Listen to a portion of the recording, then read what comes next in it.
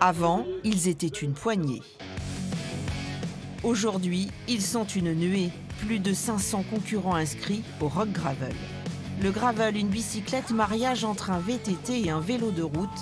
Une union visiblement réussie, séduisant les adeptes du bitume, comme ceux de la rocaille. On peut tout faire avec un gravel.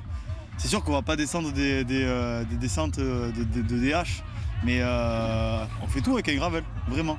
Et moi, chez moi, je mets des pneus un petit peu plus gros et je fais ce que je fais avec mon VTT, je le fais avec le gravel.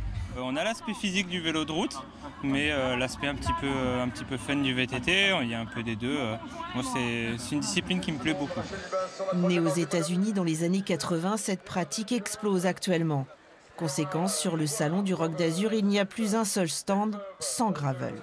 Les ventes connaissent une progression à 2 chiffres et le public pourrait encore s'élargir. Aujourd'hui, c'est une vraie tendance, à la fois pour les gens qui veulent s'ouvrir du coup au vélo, donc c'est un accès facile par le gravel, pas se faire frôler par les voitures, le côté évasion qu'on a vu surtout renforcé après le Covid. Pour répondre à l'engouement de pratiquants aux profils différents, les constructeurs étoffent leur gamme. Aux modèles légers tournés vers la performance, sont venus s'ajouter des engins faciles et tranquilles.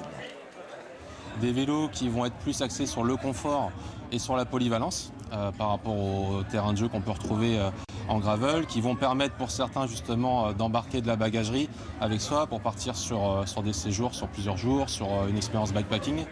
Dernière née, la version électrique. Quant au prix d'un gravel, cela va de 1 500 à plus de 10 000 euros. Alors ce vélo métissé est-il en train de chambouler le marché? Déjà certains ont abandonné leur monture classique pour un peu plus de liberté.